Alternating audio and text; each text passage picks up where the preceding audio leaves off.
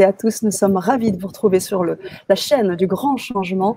Ravis ce soir pour cette belle Vibra conférence en compagnie de Paul Pironnet. Et oui, bonsoir Paul. Coucou Sana. Bonsoir à tous. Bonsoir, bonsoir. Alors, je sais vous êtes connectés là sur les différents réseaux. On va prendre le temps de se connecter avec vous pour cette belle Vibra conférence. Je vois qu'on a déjà du monde. Michel qui nous salue. Melika qui est également présente. Je vous rappelle que ce chat, c'est aussi un moyen de co-créer, de communiquer avec nous pendant ces temps de Vibra et d'ateliers. Donc, on vous invite à l'utiliser autant que vous le souhaitez pour participer et bien évidemment en toute bienveillance. Voilà. On va prendre ce temps de savoir si vous nous entendez bien, si vous voyez bien Paul, si vous me voyez bien, si tout est OK, histoire de pouvoir commencer dans de bonnes conditions et puis prendre le temps de rentrer dans cette Vibra conférence et pas des moindres, parce que je suis ravie d'être avec toi ce soir, Paul. J'avais vraiment envie que vous connaissiez Paul Pironnet. Je sais que vous avez eu l'occasion d'avoir Pierre, qui était là présent aussi sur la chaîne. Mais là, j'aimerais vraiment prendre ce temps, si tu veux bien, pour t'introduire et puis par la suite, peut-être ajouter, si tu le souhaites, des éléments. Merci pour les personnes qui sont déjà connectées. Traoré qui nous salue, Mia, Joyel également. Super. Donc, tout est OK, j'imagine. Faites-moi un petit pouce, envoyez-nous du love, des cœurs. On est là, on reçoit tout ça. Et bonsoir, Michel, de nouveau. Et puis, on va commencer. Alors, moi, j'aimerais... Bouches-du-Rhône, super Sandra, bienvenue. Mais écoutez, moi je voulais vraiment vous présenter Paul. On va prendre quelques petites minutes. Je voudrais déjà commencer par dire que tu as passé ton enfance avec Lanza Del Vasco, le disciple de Gandhi, c'est pas rien. Suite à cette enfance fortement imprégnée de valeurs humaines, tu t'es naturellement orienté vers des outils de développement humain, touché essentiellement par deux dimensions essentielles, l'ouverture à la différence et le sens que chacun peut donner à son existence, et c'est pas rien. Alors, tu as fondé, beaucoup plus tard, aujourd'hui, fondateur de Paul Pironnet Institute, enseignant en PNL, certifié, conférencier, auteur. Tu as 30 années d'expérience en relation d'aide et en développement personnel. Tu as aidé de milliers de personnes à changer leur vie et à orchestrer de réelles transformations positives dans leur vie. Tu as accompagné des dizaines d'organisations aussi à améliorer leur relation à la performance et à multiplier leurs résultats. C'est pas rien non plus. Et aujourd'hui, tout cela amène cette notoriété qui est celle que tu vis aujourd'hui et qui ne cesse de grandir parce que aussi tu t'es forgé à différentes disciplines et pas des moindres, notamment la Gestalt thérapie, l'andragogie ciblée sur l'énéagramme, l'analyse transactionnelle, l'hypnose, le coaching et bien évidemment la PNL. On va aussi en parler ce soir. Donc tout ça fait de toi cette personne aujourd'hui. Au-delà de ça, une personne aussi très humaine, une personne agréable. C'est toujours un moment intéressant. On a beaucoup réfléchi sur comment on allait pouvoir positionner cette Vibra conférence et en toute humilité, tu m'as ouvert ce temps de co-création, donc je t'en remercie. Voilà, Polo. Eh bien, écoute, quelle belle présentation, ça. Oui, effectivement, une enfance particulière, née en communauté, avec une évolution après vers Grenoble, avec une vie un peu particulière, secouée par la vie des quartiers, parce que je me suis retrouvé dans des quartiers un peu chauds, notamment la Villeneuve à Grenoble. Puis après, j'ai été un peu brassé par la vie, un décès de ma maman quand j'avais 12 ans, et puis à 16 ans, j'ai dû me prendre en main. Et grâce à une filière dans laquelle je crois que j'ai un peu sauvé ma peau, en quelque sorte, je suis allé faire du secourisme pour sauver celle des autres. Et j'ai aussi sauvé un peu la mienne. Et puis après, je me suis spécialisé dans beaucoup de choses qui concernent le sauvetage. Je crois que j'étais très animé par le besoin d'aider, de sauver, notamment de sauver en circonstances à haut risque. Et donc, c'est ce qui a fait que j'ai fini même en sauvetage en mer pendant plusieurs années. Et puis, c'est toujours pour aller plus loin, plus haut, plus fort encore que j'ai finalement découvert le développement personnel. Et du coup, dans cette quête de vouloir performer plus encore, eh bien, j'ai eu envie d'aller chercher plus profond des nouvelles ressources qu'on me présentait comme possible. Et en fait, au-delà d'aller vers une quête de performance plus élevée, du coup, je me suis un peu réorienté vers une prise quelque sorte de conscience de qui je suis avant d'être ce que je fais, en fait.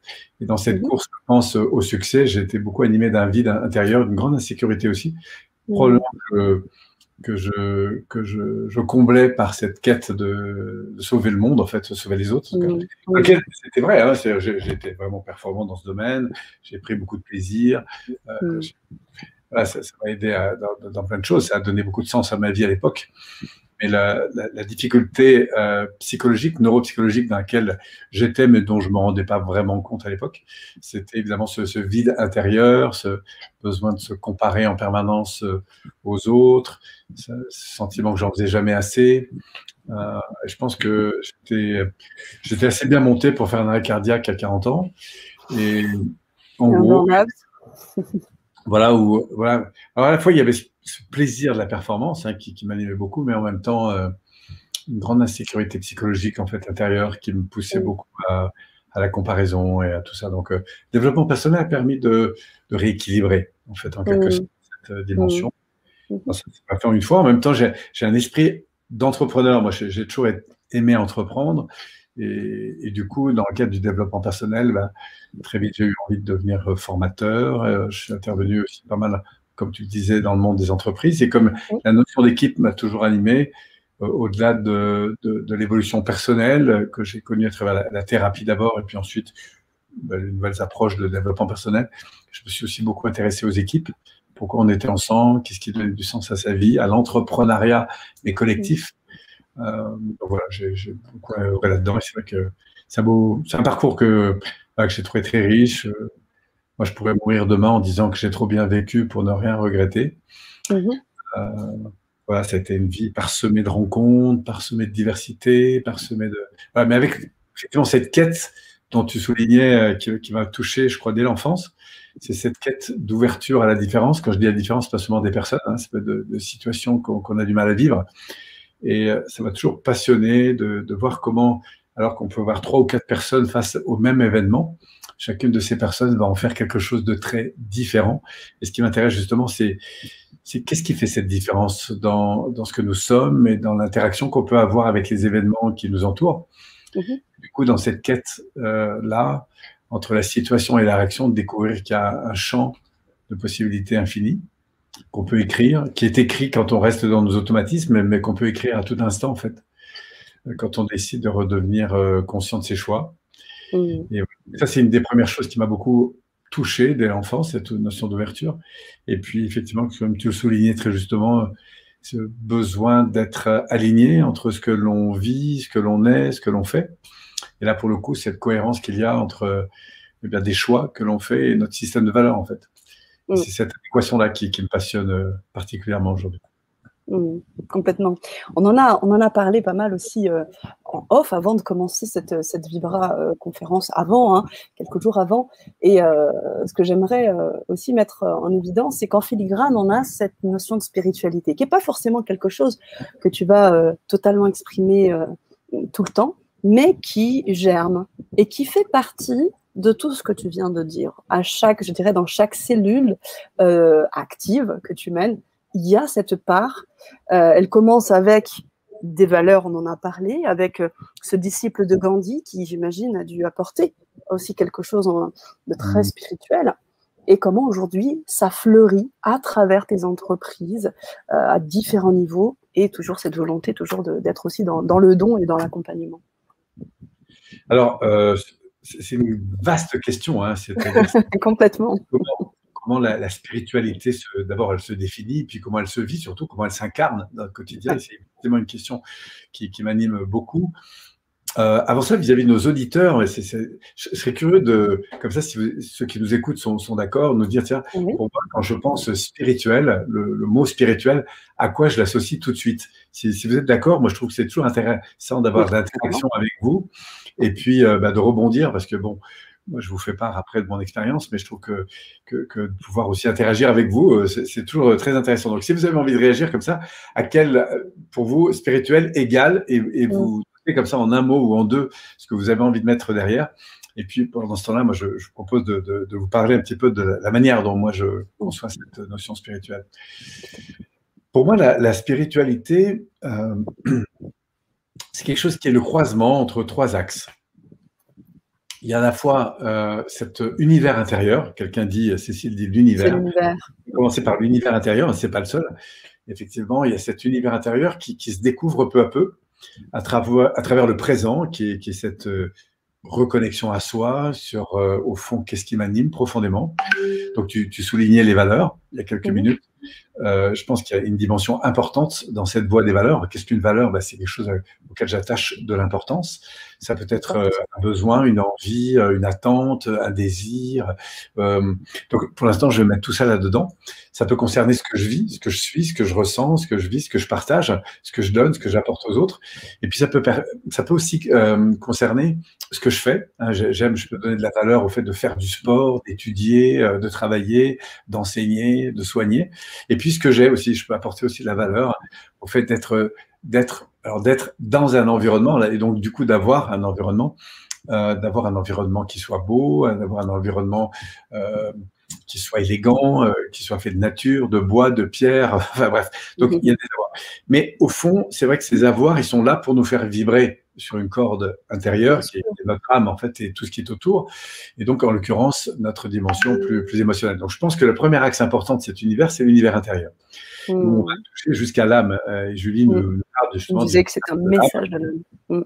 Qu'est-ce qui vibre au plus profond de nous, et je pense qu'il y a beaucoup de choses à ouvrir et à redécouvrir, parce que je crois qu'enfant, on l'avait instinctivement, et puis après, on l'a un petit peu perdu avec notre développement mental. C'est pas qu'on l'a perdu, mais c'est qu'on a oublié de lui donner de la place. Donc, on peut le retrouver. Donc, c'est ce premier axe important, c'est le qui je suis à travers ma sensibilité, ma créativité, etc. Ensuite, pour compléter ce qui je suis, il y a qui je suis aussi à l'égard de mon passé. On n'a pas tous la même histoire. Et c'est très intéressant, ça fait, comme tu le disais, plus de 30 ans que j'accompagne des hommes, des femmes, des jeunes, des moins jeunes, des anciens. Et ce qui est très intéressant quand on s'intéresse vraiment à l'histoire d'une personne, que celle-ci a été positive, valorisante, et qu'elle laisse énormément de bons souvenirs, ou malheureusement parfois beaucoup plus difficiles, blessantes. Et ce qui est très intéressant quand on s'intéresse à cette histoire, c'est qu'on se rend compte que notre identité, c'est au fond l'accumulation de toutes ces expériences. Ce qui fait ce que nous sommes. C'est ce que nous vivons aujourd'hui, ce que nous aspirons à devenir, mais il y a aussi une partie de ce que nous avons été et ce que nous continuons d'entretenir. Et donc, dans ce passé, qu'il était douloureux ou positif, il y a des choses extraordinaires à tirer qui font pour moi partie de cette intériorité, de cet univers intérieur qui va faire mon identité. En l'occurrence, moi, je me rends compte à quel point, si je reviens sur toute ma vie, j'ai eu l'occasion de le faire de nombreuses fois, il y a comme des points qui s'alignent, en quelque sorte. Il y a comme tout d'un coup une cohérence qu'on peut retrouver sur notre histoire, quelle que soit l'histoire qu'on a eue, quelles que soient les blessures qu'on a rencontrées, quels que soient les challenges qu'on ait traversés. Et c'est surtout à travers cette deuxième dimension, je crois que au fil des ans, j'ai eu le plaisir, la chance, l'honneur aussi de pouvoir accompagner beaucoup de personnes. Et puis, quand on découvre ce monde intérieur, à travers ce que nous sommes, ce que nous avons été, à travers notre parcours, il y a une autre dimension, c'est notre relation, cette fois-ci, au monde extérieur. Donc ça fait pour moi partie de la spiritualité. Ça commence par ce que nous, on peut appeler aussi de l'écologie, c'est-à-dire comment je suis, qu'est-ce que je me donne comme mission à l'égard de ma contribution, que ce soit à travers mon conjoint, mes enfants, ma famille, mon environnement, mon jardin, les arbres qui m'entourent, la société qui m'entoure, pour laquelle j'œuvre. Et donc là, chacun de nous va découvrir dans sa raison d'être, dans sa mission, dans sa contribution, parce qu'il peut apporter de beau, de bon, de constructif au monde. Et puis, là-dedans, il y a aussi des actions qu'on peut avoir qui ne sont pas forcément, à un moment donné, très équilibrées entre ce qu'on voudrait être ou faire ou défendre et puis ce qu'on fait toujours. Et moi-même, je ne suis pas toujours… je conduis une voiture, un 4x4 en l'occurrence. Bon, il y a des fois, je me dis, Polo, je fais un peu attention, évidemment, au choix des véhicules, tout ça pour l'écologie. Je prends des avions parce que j'ai besoin de me déplacer pour aller faire des séminaires. Bon, il y a un moment donné où cette question, elle est là. Et c'est ça, la spiritualité. Enfin, c'est ma deuxième grande version de la spiritualité. C'est à quelle attention je porte à l'égard du sens de ma vie en équilibre avec l'environnement dans lequel je suis. Soit immédiats, qui soient un peu plus éloignés, ou qui soient le monde. Hein. Qu'est-ce que j'ai envie de faire pour le monde, en fait?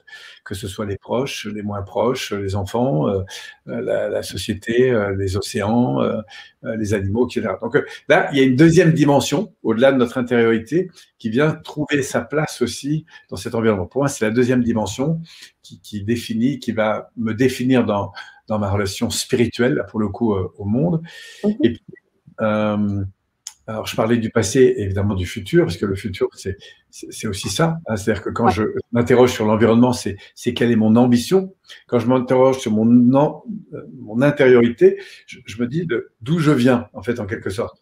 Donc, il y a mon intériorité et puis en même temps mon passé là-dessus et mon histoire. Et à partir de là, de me dire, c'est quoi qui prend racine à l'intérieur de moi? C'est quoi qui fait mon essence? C'est quoi qui fait ma sensibilité, ma créativité, mon originalité pure? Je veux dire, des comme toi, Sana, il n'y en a qu'une sur toute la planète, tu vois.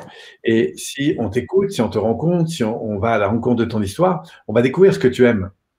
Ce qui éveille tes désirs, ce que tu aimes, ce qui te met en joie, ce qui te met en paix quand tu le fais. Et là-dedans, on va découvrir ton don premier, en fait, pour ce monde.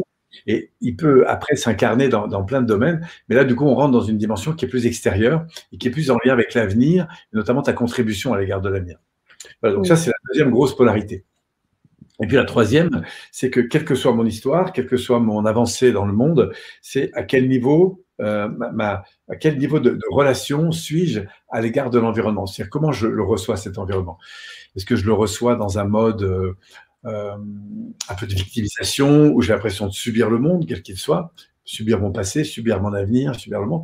Est-ce que je me sens un peu rebelle face à cette situation et du coup je prends ma place, mais avec parfois un peu d'excès dans ma rébellion? Est-ce que je suis dans une trame où au contraire, je vis quelque chose de plus serein, de plus coopératif, de plus positif, où là je sors un peu, si tu veux, des évaluations de type c'est bien, c'est mal, tu vois, mais j'accueille les choses avec plus de compréhension, plus d'accueil en me disant finalement tout ce qui arrive est finalement sain et positif et je peux co-construire avec. Et puis après, il y a quelque chose de plus élevé encore qui fait pour moi, qui rentre dans l'espace de la spiritualité, dans lequel je ne suis pas toujours, évidemment, et nous ne sommes pas toujours, mais auquel on aspire.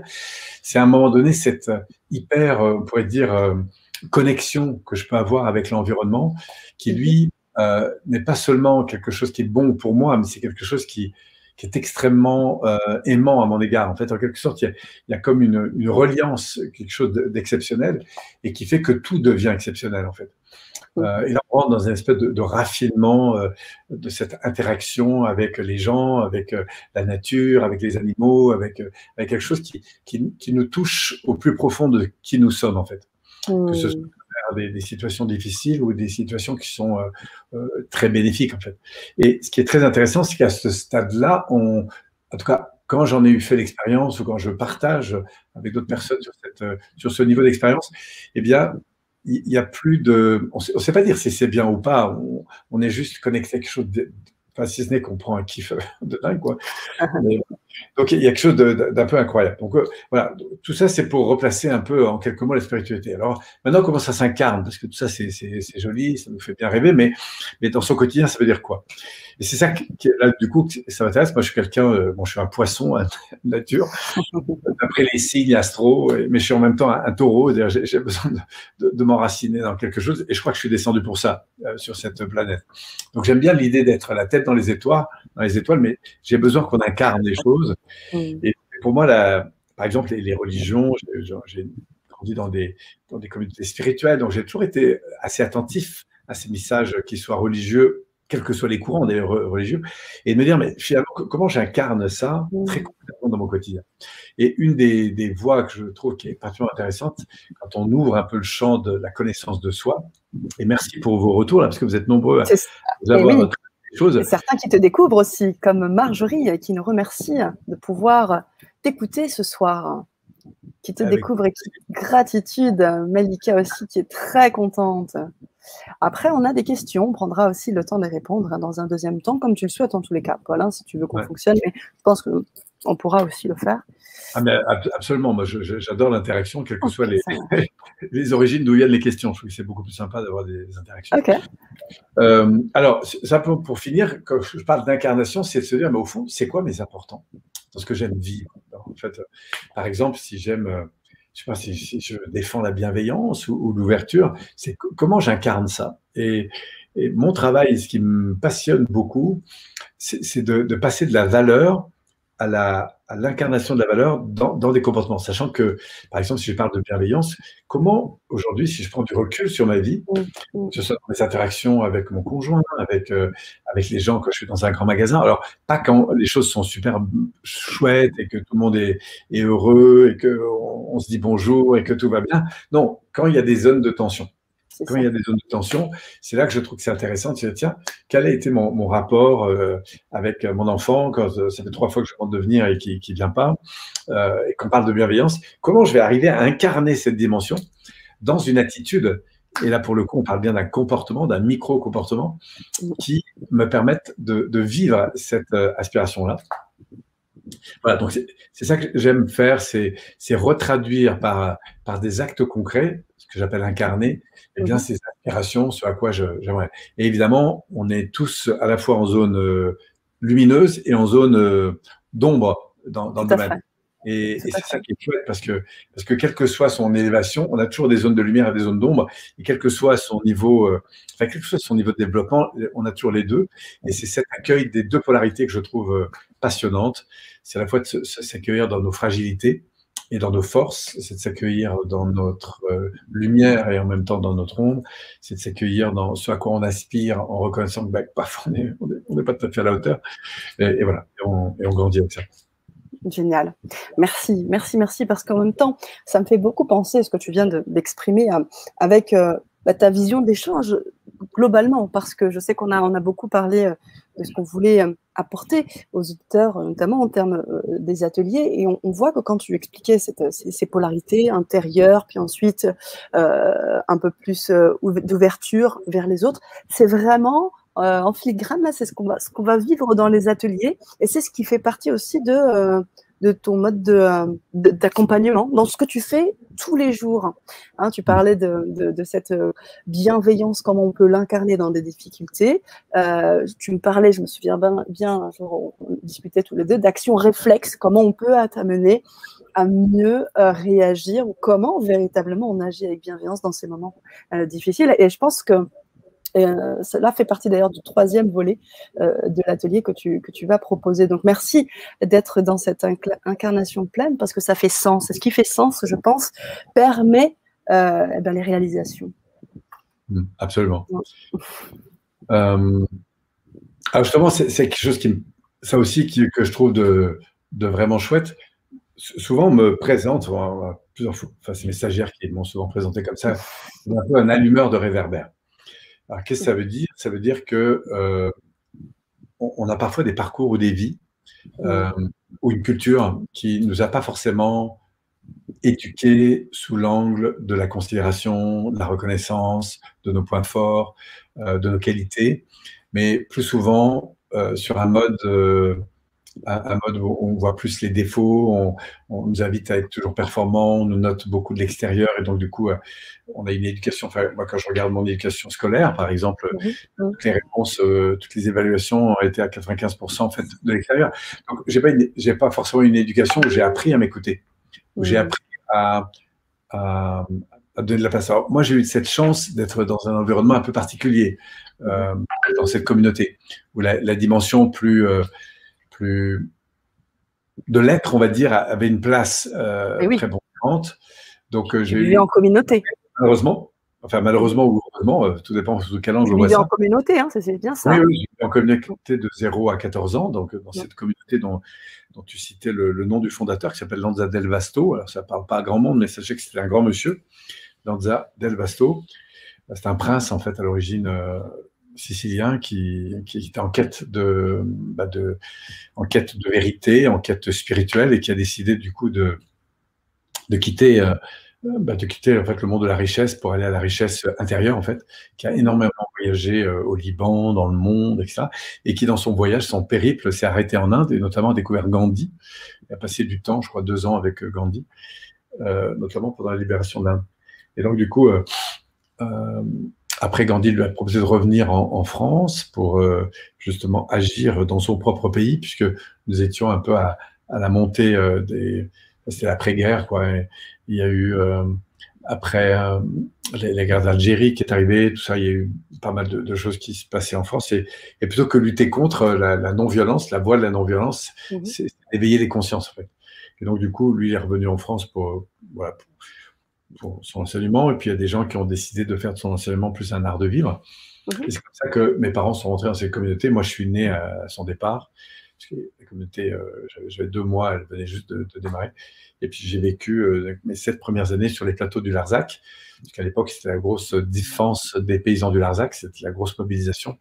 Donc ça parlera peut-être pas beaucoup aux gens qui sont ici aujourd'hui, mais il faut savoir que c'était un mouvement qui était particulièrement important, puisque le Larzac a failli être investi par des ambitions militaires qui consistaient à voilà, virer tous les paysans et à faire une grosse centrale. Donc il y a eu énormément, c'était un peu... C'était la résistance, mais en version non violente. Voilà, donc il y a eu des mouvements très importants à ce moment-là. Et moi, je suis né un peu là-dedans. Et puis après, mes parents sont montés à Grenoble parce que mon père avait été fort sollicité, puisqu'il a été un des grands leaders en France des mouvements non violents, de fait. Et du coup, la ville de Grenoble avait sollicité, parce que c'était le moment où on ouvrait un peu les cités dortoirs. On est un peu revenu là-dessus, mais voilà, 7000 logements, 7000 familles qui arrivent de tout horizon. Et mon père était un peu dépassé, d'ailleurs, par ça. Et on s'est rendu compte quelques années après que ce n'était pas forcément une très bonne idée, mais c'est comme ça que sont nées les cités. Ouais. Et voilà. Et donc, du coup, le passage en cité a été très important, parce que là, il y a eu un opposé complet. C'est-à-dire que je me suis confronté à beaucoup de violence. Donc, j'ai découvert que le monde ne m'aimait pas tant que ça, en fait. Et que il fallait se battre, en fait, pour exister. Donc, et c'est là où j'ai été, je pense, intérieurement dans beaucoup d'insécurité. Pour faire face à cette insécurité, j'ai dû sortir des stratégies pour faire face, quoi. Et donc, bien sûr. Ça m'a gardé après intérieurement alors, certaines blessures sur lesquelles j'ai dû revenir par la suite. Et voilà, je ne sais pas pourquoi j'étais parti sur cet aspect-là, mais peut-être pour dire que ce qui m'intéresse beaucoup dans l'évolution des personnes, c'est cette confrontation à des situations qu'on vit comme des crises, en fait. Parce que je suis absolument certain que ces crises sont là pour nous faire grandir. C'est un peu comme arriver au bout de 9 mois dans le ventre de maman, il y a des contractions très fortes de l'extérieur. Ça va me pousser à faire quelque chose qui n'a rien de facile, hein, puisque c'est assez traumatisant, ne serait-ce que de naître. Et après cette naissance, cette renaissance, on va y avoir droit tout au long de notre vie. On va devoir se positionner, s'engager, se réaliser, aussi boucler des choses pour redémarrer. Et c'est ainsi le cycle de la vie. Et je crois que toutes les crises, celles qu'on vient de connaître dans ces années précédentes, cette année précédente, là, a été aussi l'occasion de révéler, je pense, beaucoup de personnes. Alors, malheureusement, dans toute crise, il y a ceux qui s'écroulent un petit peu et puis il y a ceux qui rebondissent. Moi, ce qui m'intéresse, c'est qu'est-ce qu'on fait qu'on rebondit, en fait. Je crois que c'est beaucoup lié à cette qualité d'interaction qu'on a avec l'environnement.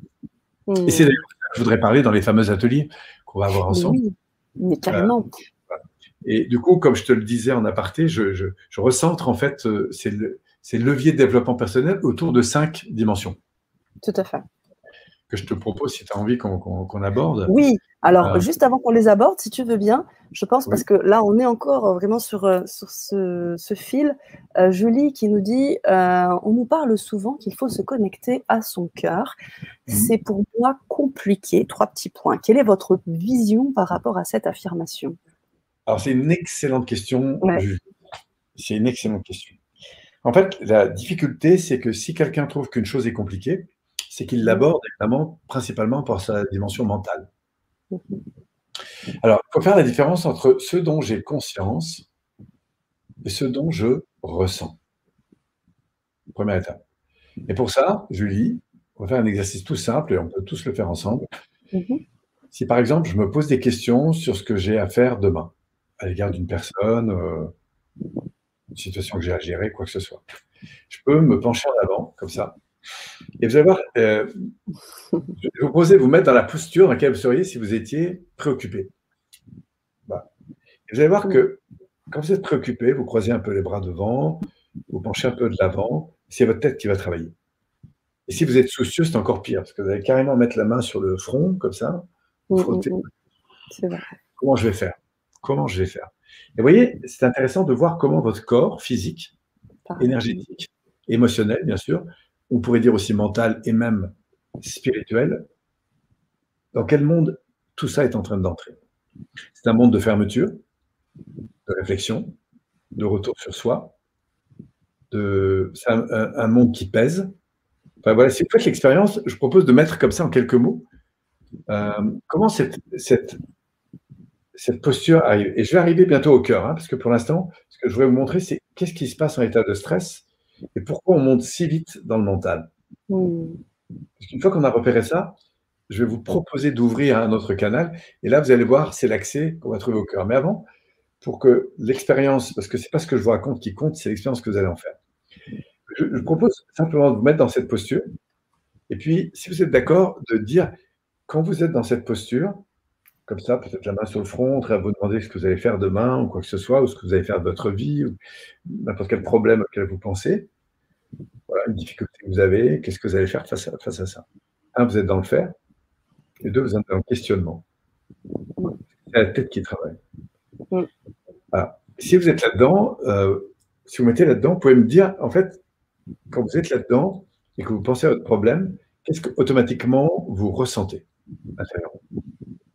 Et si vous avez envie de le partager, vous pouvez l'écrire. Qu'est-ce que je ressens? C'est-à-dire quand dans cette posture, à quoi je pense? Qu'est-ce qui se passe? C'est quoi les mots qui me viennent? En général, on va voir, je me sens lourd, je sens que ça me pèse, ça me prend un peu la tête. Hein, voilà. Voilà. Une fois qu'on est bien là-dedans, ça fait un petit moment qu'on y est, là, je vais vous proposer qu'on sorte de ça, parce que sinon on va déprimer.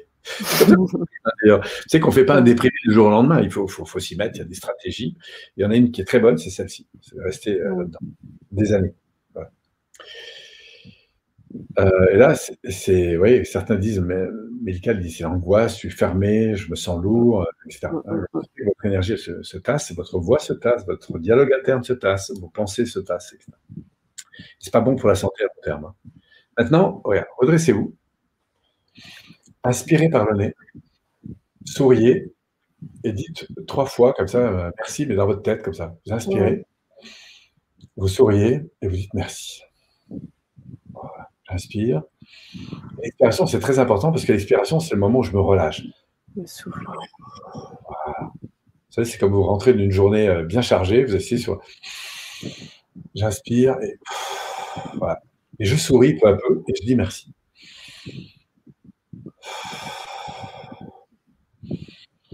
Quand vous aurez respiré 2-3 fois et que vous dites merci, vous allez monter votre centimètre intérieur, là, c'est comme s'il y avait un soleil à l'intérieur, et vous vérifiez que vos épaules sont légèrement plus en arrière que votre thorax. Enfin, que ça tire légèrement en arrière.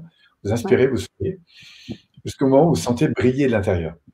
Et là, vous écoutez ce qui se passe à l'intérieur. Déjà, automatiquement, vous allez vous sentir probablement plus léger, plus ouvert, plus détendu, plus je sais pas quoi. Et votre esprit se dégage. Qu'est-ce qui y rentre?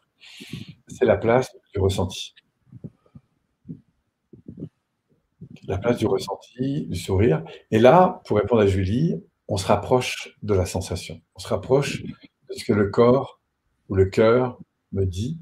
Et être à l'écoute de l'âme, c'est quelque chose qui demande une écoute fine. C'est pas une grosse voix qui nous parle, l'âme. C'est quelque chose de plus subtil qu'on touche dans cette qualité d'être. Voilà. Et moi, j'aime bien me dire, qu'est-ce que dit ma tête? Qu'est-ce que me dit, ou qu'est-ce que dit parfois l'insécurité? Parce que ma tête, elle est là pour réfléchir face à l'insécurité, quoi faire. Et quand je me redresse, je vais me dire, qu'est-ce que dirait l'amour? Qu'est-ce que dirait ce que je ressens? Voilà. Et on sent tout d'un coup qu'on n'est pas dans le même niveau. On sent qu'il y a quelque chose en bas qui. Voilà. Et pour accentuer mon expérience, je peux vous proposer, par exemple, de visualiser un escalier de 150 marches. Vous êtes au pied de l'escalier et vous remettez en avant. Voilà, si vous mettez en avant, voilà, un peu légèrement courbé en avant, un peu comme si vous aviez les bras croisés comme ça. Et vous dites, il faut que j'attaque les 150 marches. Et là, vous dites, Si on peut y aller dans 5 minutes, Polo, c'est bien. Vous inspirez, vous souriez et vous regardez 150 marches. Bah, est-ce que tu sens ça là? Ouais, ouais. La Et là, différence que ça fait. je peux les gravir sans problème, quoi. Ce qui se passe, c'est que tout d'un coup, il y a quelque chose qui change au niveau de ton cœur, Carrément. de ton esprit. Et donc, si on allait voir dans ta psychologie interne, dans ta neurophysiologie, bah, il y a un moment qui est en train de se transformer. Donc, pour s'ouvrir au cœur, ce que dit notre âme, Julie, ça suppose de lâcher un peu l'esprit et de redescendre dans cet instant présent ici, et d'accueillir ce qui se passe ici. Voilà. Et il y a des tas de moments où vous le vivez. Vous savez, quand on dit « Ah, je le savais », je m'en doutais. « Ah, j'ai dit ça, mais je le savais ». Ça montre, en fait, en quelque sorte, que de temps en temps, bah, vous êtes connecté à ce truc-là, et peut-être même beaucoup plus souvent que vous l'imaginez. Et je crois que c'est cette dimension-là qu'il faut accueillir, ouvrir, et puis vivre un peu avec. Voilà. Vivre avec, dire, bah, c'est le ressentir, en fait. Rentrer dans le ressenti. Voilà peut-être la première façon que je proposerais pour se réouvrir, en fait, à voilà. Et puis l'âme, ça vient de, enfin, c'est l'amour, hein, c'est ce qui, c'est là que vient le feu intérieur, c'est là que vient notre énergie. Donc, on va en parler d'ailleurs dans les différents axes que je vais. Mais oui, je sais, c'est justement ça que je voulais dire. C'est qu'en fait, au-delà de cette expérience, merci hein, d'ailleurs de nous la faire vivre là en direct, c'est qu'en fait, c'est une petite expérience qu'au bout du compte, tu amènes plus profondément avec tous ces axes-là. Parce que, comme tu disais, c'est quelque chose aussi qui doit qui prend du temps, autant dans les postures comme celles qu'on a vécues. L'autre aussi, ça demande aussi une forme d'exercice, entre guillemets, si je peux me permettre le mot, mais qui passe aussi par des étapes. Et ces étapes, vraiment, je pense que les auditeurs seront très intéressés parce que vous verrez qu'elles ont leur utilité. Et puis, j'adore la symbolique que tu fais avec les mains et à quel point l'auriculaire a son rôle à jouer. J'en dis pas plus. Je vais te laisser effectivement t'exprimer autour de cela parce que ces 5 principes tournent aussi également autour de cette question. Comment accomplir sa mission sur Terre? Absolument. C'est tout ça aussi qu'on a nommé comme ça. Oui. Ouais. Alors du coup, ben, on peut en faire le tour. Oui. Le premier point, je vais commencer par le pouce. Le pouce qui renvoie au one. Vous savez, et vous le faites instinctivement. C'est-à-dire que quand vous dites que quelque chose est top, vous faites ça en fait. Waouh, cette relation, elle est top. J'ai trouvé un meuble, il est top. Ce restaurant, il est top. Cette personne, elle est top. En fait, qu'est-ce qui se passe? C'est qu'instinctivement, votre corps est en train de vous dire, bah, ce que je perçois, c'est exactement ce qui correspond à mon système de valeurs interne.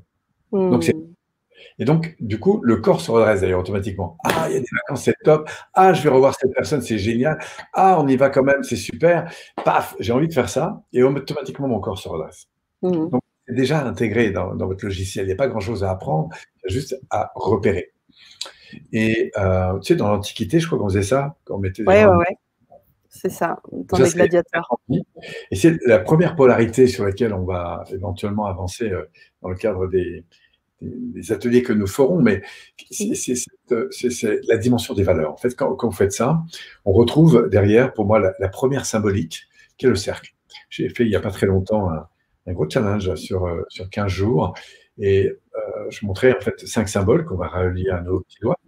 Et le premier, c'est le cercle, c'est-à-dire, au fond, quand je suis dans mon rayonnement, quand je suis dans ma paix intérieure, quand je suis dans mon équilibre avec moi-même, avec toutes les parties de moi-même, avec mon environnement, je suis en harmonie. Et harmonie, c'est cette adéquation qu'il y a entre ce que je suis, ce qui est mon environnement, ce qui est, et même quand il y a des décalages avec ce que j'attends, c'est me remettre en harmonie, c'est-à-dire en capacité d'accueillir, non pas de rejeter, de me plaindre, mais au contraire d'accueillir, voire de valoriser, voire même de bénir les situations. Donc, d'accueillir ce qui est, voilà. Donc, bah, la méditation nous y invite, il y a plein de façons de le faire, pour revenir dans cette présence à soi. Et ça, c'est un premier axe important sur lequel je crois qu'il est important d'avancer quand on veut retrouver sa mission de vie. Parce que c'est peut-être le pilier le plus important, c'est le numéro 1. C'est qui je suis, quels sont mes systèmes de valeurs, d'où je viens. Et à partir de là, qu'est-ce que j'ai envie d'apporter? C'est quoi qui fait mon originalité dans le don, dans le service, dans la contribution que j'ai envie d'apporter. Et c'est pas forcément pour faire des trucs incroyables, hein. Ça peut être simplement à l'égard des enfants, à l'égard de mon conjoint, à l'égard de mon jardin, à l'égard des animaux que j'ai à la maison, à l'égard des gens que je croise dans la rue, à l'égard de ma boulangère quand je lui dis bonjour le matin, à l'égard de mon garagiste qui de temps en temps s'occupe de mon véhicule. Qu'est-ce que j'ai envie de donner? À quoi j'ai envie de contribuer? Qu'est-ce qui fait partie de ma sensibilité profonde et qui donne du sens à mon quotidien? Parce que le sens de sa vie, ça commence dans son quotidien.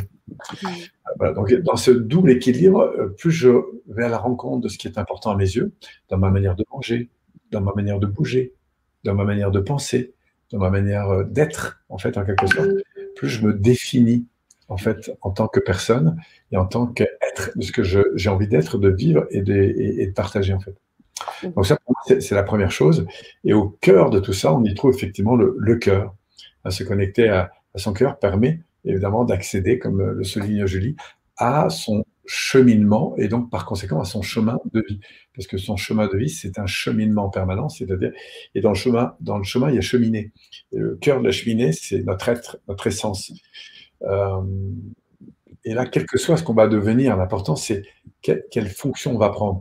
Et quelle que soit la situation qui peut nous arriver, on verra chez tous les grands leaders, sont passés par là. Vous prenez un Mandela qui a fait 28 ans de prison, mais à sa 26e année, il vous disait que c'était l'homme le plus libre du monde.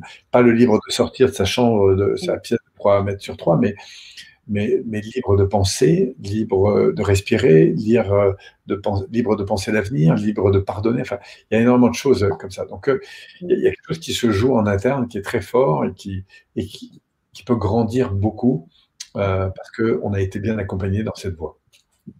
Et il y a plein de voies pour y accueillir. Donc ça, c'est la première grosse polarité.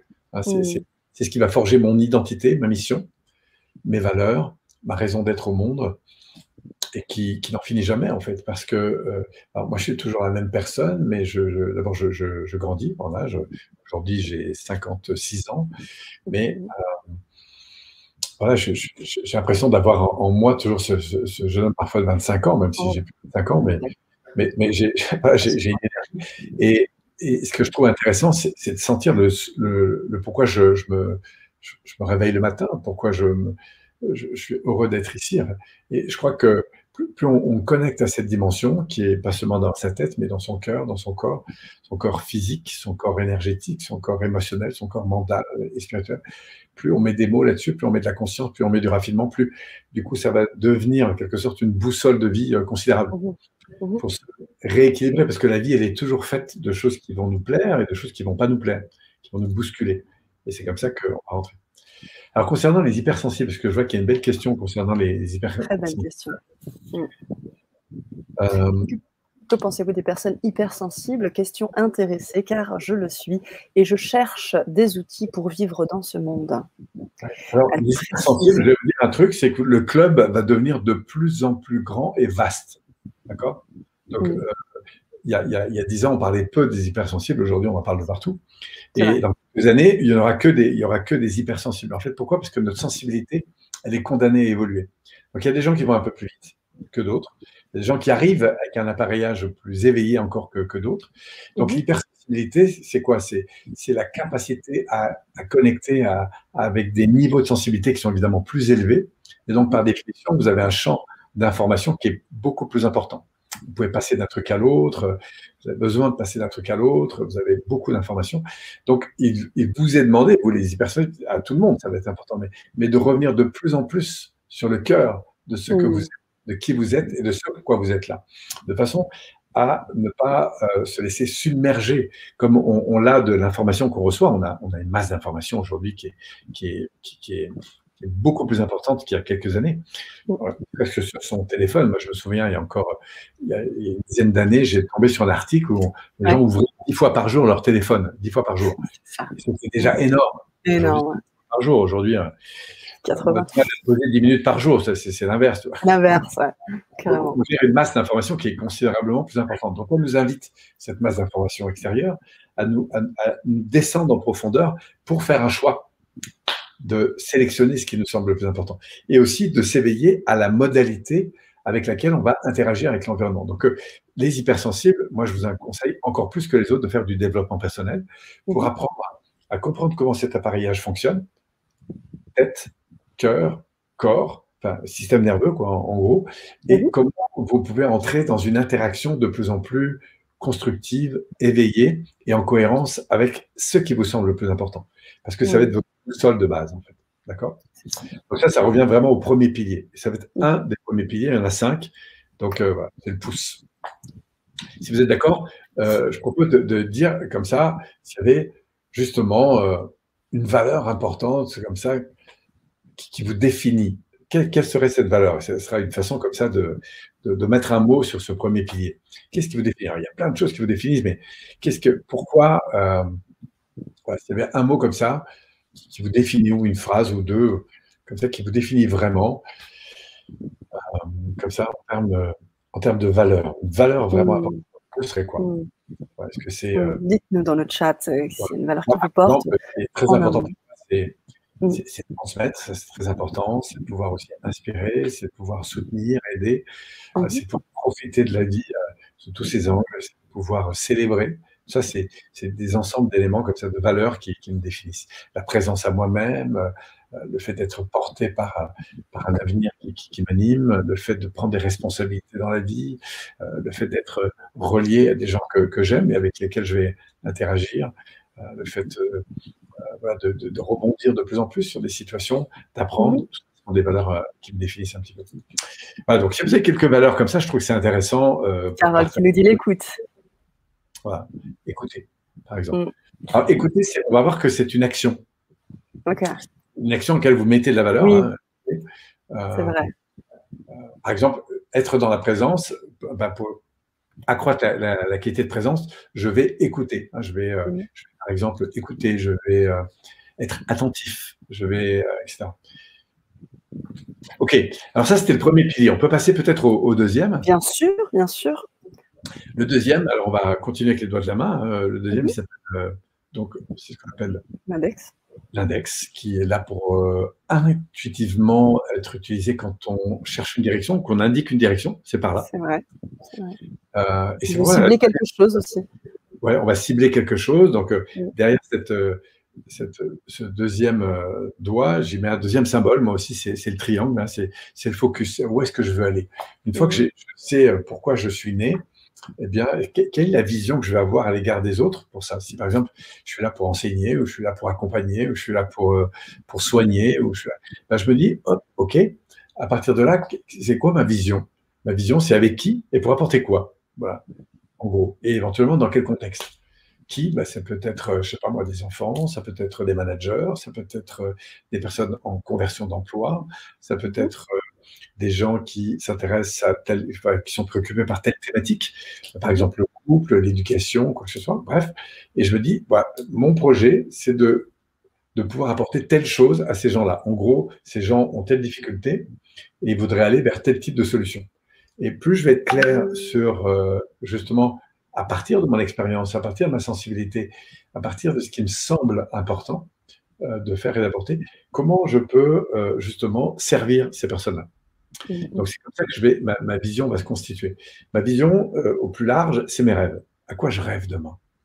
Dans ma vie de couple, à quoi je rêve demain dans ma santé? À quoi je rêve demain sur un plan financier? À quoi je rêve demain sur le plan de ma famille? À quoi je rêve demain sur mon lieu de vie? Et plus je vais être focalisé sur cette vision, en fait, plus je vais pouvoir bâtir des visions, ou rêves, visions, projets, objectifs, et puis enfin, priorité. Ce qui est très intéressant, c'est que, quelle que soit l'ambition de ma vision, l'important, c'est que les prochains pas que je fasse soient cohérents avec ce vers quoi je vais. Tu vois? Et c'est ça qui va me rendre heureux, finalement. Alors, je peux être connecté à un avenir qui m'anime, mais le plus important qu'on va découvrir, c'est le chemin pour y aller. Et c'est vrai que si j'ai une ambition demain de contribuer à amener des gens à s'éveiller dans tel ou tel domaine, j'ai envie de me former pour ça, j'ai envie de développer une expertise, j'ai envie d'avancer, de rencontrer des gens pour aller vers cette ambition-là. Et parfois, je ne sens pas trop l'ambition, c'est pas grave, j'écoute ce que dit mon cœur, ce que j'aime faire, je le fais. Si j'aime écrire, j'écris, si j'aime chanter, je chante. Enfin, ça, c'est plutôt au niveau de la valeur et du don. Et puis après, peu à peu, il y a des projets qui vont naître. Pourquoi? Parce que je vais avoir envie d'aller dans telle direction, de rencontrer telle personne, de travailler dans tel contexte. Et c'est comme ça que la vision va se construire. Et c'est pour moi le deuxième axe. Et dans cette notion de vision, il y a surtout cette capacité à orienter son attention sur des solutions. Là, pour le coup, c'est très important. Je suis en conflit avec mes enfants parce qu'ils laissent toujours traîner leurs chaussures dans l'entrée. Il y a une grosse différence entre leur dire « j'en ai marre que tu laisses traîner tes chaussures ». Et bien, tu sais, quand tu prends tes chaussures, que tu les ranges ici et ici, regarde comme c'est différent. Et si tu ne vois pas en quoi c'est différent, bah, parlons-en. Tu vois. Et quand je te demande, par exemple, d'arriver à l'heure à table, est-ce qu'on peut échanger ensemble sur pourquoi c'est important, en fait, plutôt que crier sur « mais pourquoi tu n'es jamais là, pourquoi je ne peux pas compter sur toi, etc. » Quand tu me ramènes une mauvaise note, ok, et si on mettait l'accent sur, au fond, si on voulait avoir une meilleure note selon toi, d'abord, est-ce que c'est important? Et selon toi, quel enjeu on pourrait prendre ensemble? Donc, tu vois, il y a un gros virage à prendre en termes d'éducation. Bien sûr, et de communication. Quand tout va bien, on le fait tous, hein, c'est assez facile, tout va bien. Non, c'est quand les choses vont mal, tu vois. Je viens de rater mon train, donc je suis sur le quai de la gare avec ma valise, le train s'en va. Du coup, j'ai raté mon avion parce qu'il devait prendre un avion, tu vois. Et puis, du coup, je perds mes 3 semaines de vacances, je sais pas, à Tahiti, par exemple, tu vois. Les vacances, ça commence à faire une perte lourde. Et là, c'est intéressant de voir combien de temps je passe à rester sur le problème. Sur, bon, bah, qu'est-ce que j'apprends de ça, qu'est-ce que je vais faire de ça, comment je vais construire maintenant à partir de ça, etc. Et peut-être découvrir quelque chose de beaucoup mieux qui m'attend d'ailleurs au passage. Mais, très certainement. Là, il faut voir les solutions, il faut ouvrir les solutions. Ce qui est chouette dans la vie, c'est que, en fait, ce que je trouve de génial dans cette vie, c'est que, quels que soient les choix qu'on fait, les bons ou les moins bons, on aura quelque chose à tirer de ça. Tout à fait. Donc, au fond, on ne peut pas se tromper. On peut faire des mauvais choix, mais la réalité, c'est que si on fait des mauvais choix, c'est des enseignements qu'on va en tirer qui vont nous indiquer sur, justement, par la suite, comment faire mieux. Bref. Donc, en tout cas, cette deuxième chose, c'est être orienté sur des solutions, oser rêver, oser se dire, mais finalement, si ça se passait mieux, ça se passerait comment? Donc, c'est accepter aussi que ça ne se passe pas toujours très bien. Parce qu'on a tendance assez fâcheuse à dire, pour l'instant, ça va. Hein. Mais au fait, si on voulait plus, ce serait quoi, en fait? Et voilà, de se connecter aux solutions auxquelles on aspire. Donc, ça, c'est l'index, tu vois. Et on va bien sûr dans l'atelier, puisque le premier gros atelier qu'on va faire, c'est cette adéquation entre notre système de valeurs et la faculté à se mettre dans des solutions. Donc, il y a des exercices un peu pratiques que je n'ai pas le temps de faire aujourd'hui, mais qui permettent comme ça de prendre n'importe quelle situation qui se répète un peu avec le même problème. Et puis, vous allez voir comment on peut réagencer le cerveau, le système nerveux. Donc, quelque chose de beaucoup plus positif, en fait, et qui, du coup, vous permet d'accéder à des ressources plus grandes, ce qui va arriver au troisième point. Ouais. Troisième axe. Le majeur. Alors, le majeur, ça fait, quand on se dit, tiens, majeur, ça renvoie à quoi? Majeur, majorité. La majorité, c'est quoi? C'est quand on devient responsable. C'est-à-dire qu'on est libre de choisir, mais en même temps responsable. Donc, c'est chouette d'être libre de choisir, mais ça ne va pas sans la responsabilité. C'est pour ça que la liberté, elle va avec la responsabilité. Et plus je vais avoir pris de responsabilité dans ma vie, plus probablement j'aurai un accès à une liberté grande. En fait. Parce qu'on peut être libre de faire tout et n'importe quoi, mais le problème, c'est une liberté qui nous conduit un peu nulle part. On peut être libre en vivant dans la rue, sous un pont. On est libre, c'est sûr. Maintenant, est-ce qu'on a le confort qu'on attend? Pas forcément. Donc, moi, j'aime bien la notion de liberté quand elle correspond réellement au fait que j'ai des choix de faire ce que j'aime, de nourrir. Je crois que c'est important de revenir là-dessus. Et dans la spiritualité, du coup, s'affranchir de sa mission, c'est aussi de se dire, au fond, c'est quoi ma réalisation, en fait? Comment j'évolue? Comment je construis? Comment cette ambition, elle s'incarne aujourd'hui dans mon comportement, en fait? Et c'est là que commence la responsabilité. C'est Deepak Chopra qui parle beaucoup de la loi du karma. On retrouve, nous, dans notre langage, qui est un peu cette loi de cause à effet. Dans les entreprises, on parle de Kaizen. Kaizen, c'est l'amélioration constante. C'est un peu ça le karma, c'est se dire que tant que je n'ai pas évolué dans mon comportement, j'aurai toujours le même problème, en fait. Donc, au fond, parfois, on met trop l'accent sur le problème. Or, en fait, si je prends par exemple le problème d'argent, le manque d'argent, hein, ou le manque de relation, ou les conflits permanents. En fait, souvent, on met l'accent sur le problème en se centrant sur le résultat. Or, en fait, j'ai le regret de rappeler que le résultat n'est jamais un problème. Le manque d'argent n'a jamais été un problème. Ce qui est le problème, c'est les comportements que j'ai mis en place régulièrement, souvent inconscients d'ailleurs, mais qui font qu'aujourd'hui j'ai un problème d'argent, ou j'ai un problème du fait que je suis seul, ou que j'ai un problème de manque d'énergie. Mais le manque d'énergie n'est pas le problème. Une Tu, source. tu vois ce que je veux dire, hein, Ah ouais, je vois très bien. voilà. Il y a une source, et puis très souvent aussi, il y a le transgénérationnel qui joue là-dedans aussi. Alors, Tu évidemment, m'en parles aussi de ça. Absolument. Et donc, il y a l'histoire qui m'a été forgée, et puis il y a celle que je décide de reconstruire. Et c'est ça, le karma. Éventuellement, avancer sur son karma, pour moi, c'est d'évoluer sur ses comportements. Voilà. Ce n'est pas le résultat que j'attends. Le problème n'est pas le résultat, mais le comportement que j'ai mis en place. C'est quelque chose je trouve intéressant. Et à partir de là, ça, c'est très intéressant parce que, d'abord, je ne me définis plus par les résultats que j'ai obtenus ou les échecs que j'ai obtenus. Parce qu'on va le voir dans le 4e pilier, les ressources sont infiniment plus vastes que les résultats qu'on obtient. C'est-à-dire qu'on a tous en nous le potentiel de jouer au piano, c'est pas pour autant que tout le monde le fait. On a tous le potentiel, pour autant qu'on en ait envie. Donc, notre vie, elle est calibrée sur la conséquence de l'ensemble de nos comportements. Et c'est ça que je trouve intéressant, c'est de reprendre la responsabilité par rapport à ça.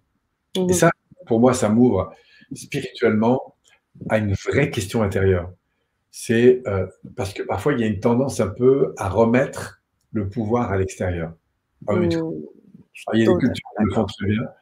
Ah oui, mais tu comprends, c'est le ciel, c'est je sais pas quoi, c'est l'histoire. Tu disais, c'est mes parents, mais où je viens de là, ou etc. Donc, tu sais, c'est les deux frères jumeaux. Je sais ce que c'est, j'ai un frère jumeau, d'ailleurs, qui est déjà venu ici.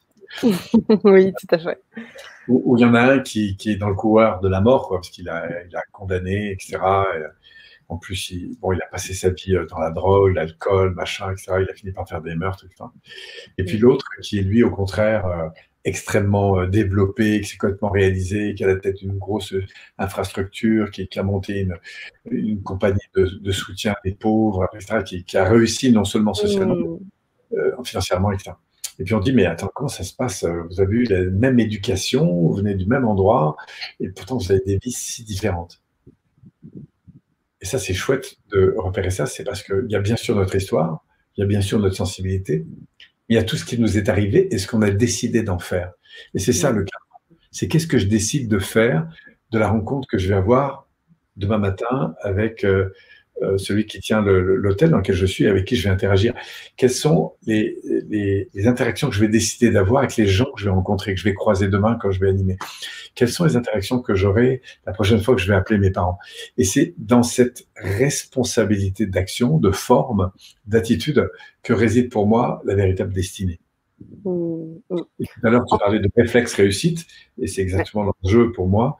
C'est comment je pourrais développer des micro-attitudes qui soient plus axées sur les valeurs et sur les projets qui sont les miens.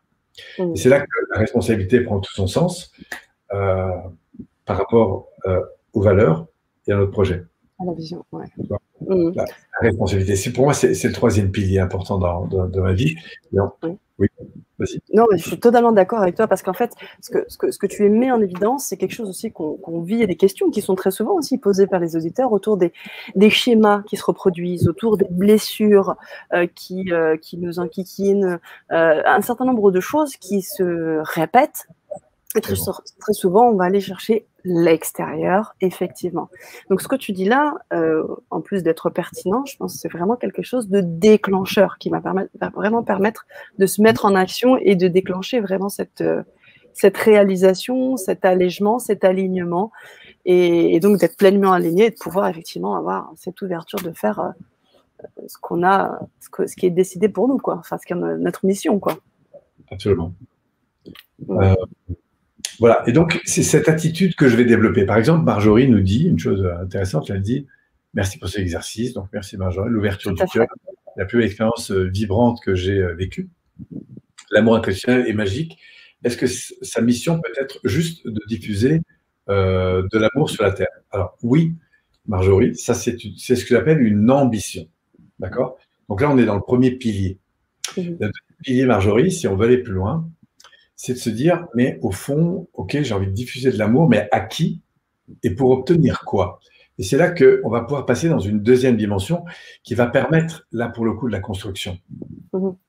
C'est-à-dire que une fois que je suis porté par un système de valeurs, la vraie question, c'est auprès de qui j'ai envie de le porter. Alors bien sûr, je peux le porter auprès de mes enfants, de mon conjoint, de mes amis, mais dans l'activité principale que je décide d'avoir dans ce monde. Je parle de l'activité parce que c'est le moment pourquoi je vais passer le plus de temps peut-être, ce qui va me donner du sens. Comment cet amour va si je suis professeur par exemple, comment j'incarne cet amour dans mon enseignement? Si je suis un médecin, comment j'incarne cet amour dans le soin? Si je suis un marketeur, comment j'incarne l'amour? Si je suis un manager, si je suis un etc. Comment j'incarne cet amour? Pour ça, je vais devoir passer par une vision de moi au meilleur de moi-même dans ce contexte d'interaction avec le monde. Et c'est là qu'on arrivera au pilier 3, parce que de la vision, il va falloir que j'améliore mon attitude au quotidien. C'est-à-dire que je prends une inclinaison de croissance et le monde évolue, mon interaction au monde évolue avec, et c'est mon attitude dans cette interaction qui a besoin d'évoluer. En fonction de quoi? En fonction du projet dans lequel je suis et de la valeur que je veux nourrir. C'est ça, s'incarner. C'est-à-dire, c'est le croisement de ce que je vis, de l'amour, et en même temps de la réalisation. Voilà. Et c'est justement ça, ce que tu dis. Excuse-moi de te couper. Hein. Vas-y. On continue. Quand je parle souvent, les gens disent « Ah oui, mais par exemple, est-ce que je peux m'enrichir dans la spiritualité ?» Mais s'enrichir dans la spiritualité, c'est un des piliers de la spiritualité. Parce que si je ne suis pas… L'enrichissement, il ne vient pas de n'importe quoi. Il vient d'un don que vous avez apporté aux gens. C'est parce que vous donnez quelque chose que les gens achètent votre service, votre produit, votre quoi que ce soit. Voilà. Même un footballeur qui gagne des sommes incroyables, qu'on pourrait dire, mais en fait, la réalité, c'est que son jeu et la manière et le contexte dans lequel il le fait, il sert un nombre très, très important de personnes. Sinon, il ne serait jamais payé le prix qu'il est payé. C'est des milliers, voire des millions de personnes qui vont le regarder. Et à travers ça, c'est des milliers d'entreprises qui vont communiquer. C'est des milliers, etc. C'est énormément d'informations qui va circuler autour de ça. Donc, et c'est pour ça qu'on le paye cher. Voilà. Si un bijou, vous le payez très cher, c'est parce qu'il est rare. Et parce qu'il est là. Quand vous êtes dans un grand restaurant, c'est parce que l'expérience culinaire est très élevée que vous payez cher. Quand vous faites appel à un expert, c'est pourquoi en 10 minutes, il peut vous régler un problème parce qu'il a la capacité à voir, entendre, ressentir, repérer des choses que la plupart des gens n'ont pas appris à faire. Donc ça, c'est l'incarnation d'un talent.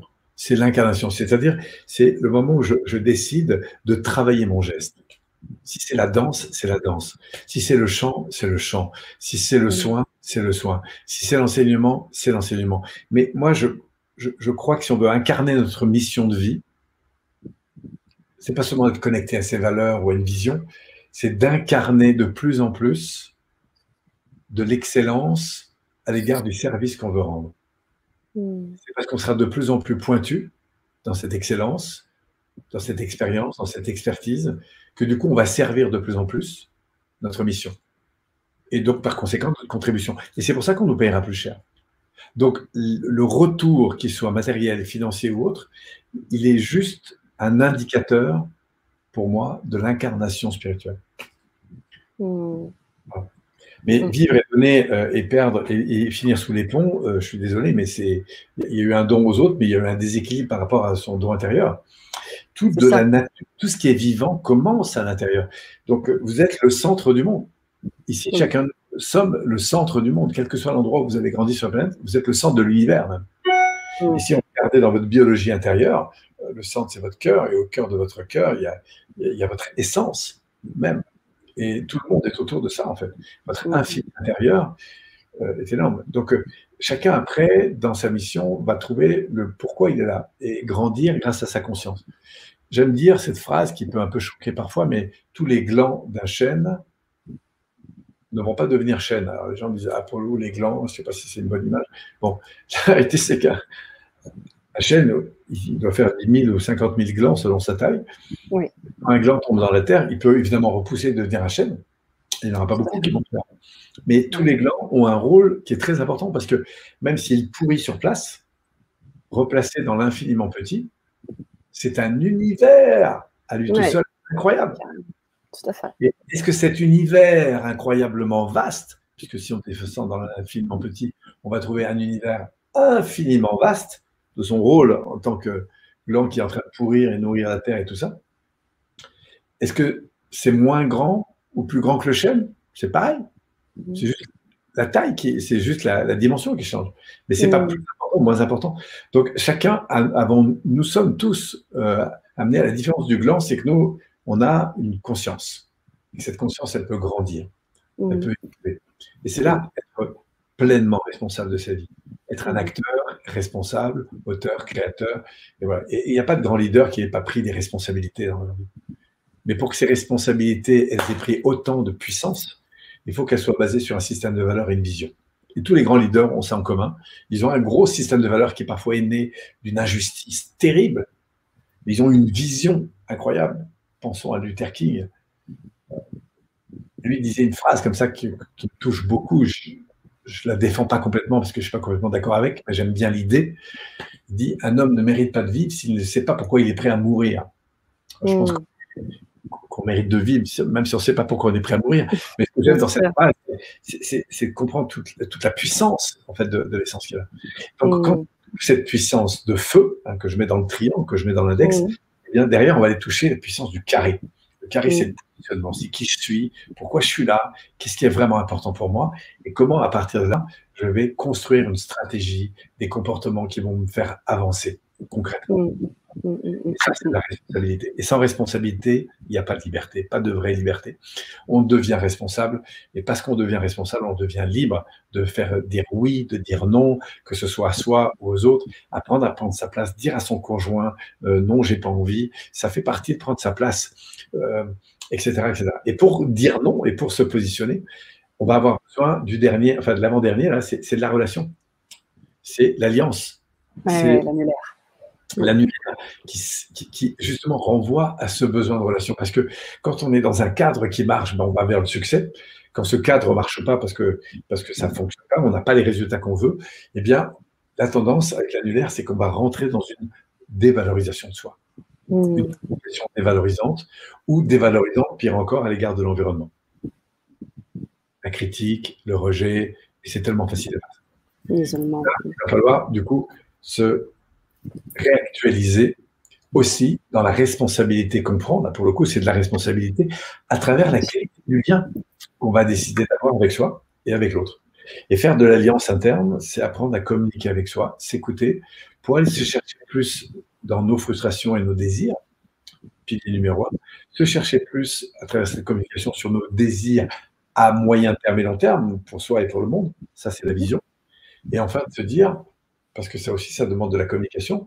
Tiens, est-ce que je suis en phase aujourd'hui quand je défends telle ou telle valeur? Est-ce que dans ma vie, je suis en train de vivre ça ou pas? Est-ce que mes comportements sont cohérents avec ça? Est-ce que mon positionnement est cohérent avec ça? Et c'est là que, du coup, c'est grâce à la communication que je vais pouvoir grandir. Parce qu'il n'y a pas d'évolution sans communication. Avec soi, avec les autres, avec ses enfants, avec son conjoint, avec qui que ce soit. Et d'ailleurs, quand ça part de travers, un système, quel qu'il soit, bah, il y a moins de communication, il y a de l'opposition, il y a du rejet, de la division. Et les lois de la division nous mènent à la mort. En fait. C'est des lois, non pas divines, mais démoniaques. Hein. La divinité nous ramène vers l'union, la séparation, la culpabilité, la division nous amène vers la destruction. Voilà. Et donc, ces deux polarités sont toujours là, et c'est grâce à la relation que je peux changer. Donc, je peux à l'instant entrer dans une relation valorisante, et donc qui va nous permettre d'aller chercher ce potentiel, croire en nous, accepter que c'est possible, ou au contraire, dévaloriser les autres. Ça va complètement avec merci Pierre, Paul, pardon, avec le commentaire de Marjorie qui nous dit merci infiniment pour cette réponse. Je suis seule. J'aime mon métier auprès des enfants, mais en effet, je rêve de soigner les animaux par l'énergie. Gratitude pour cette réponse. À moi d'agir.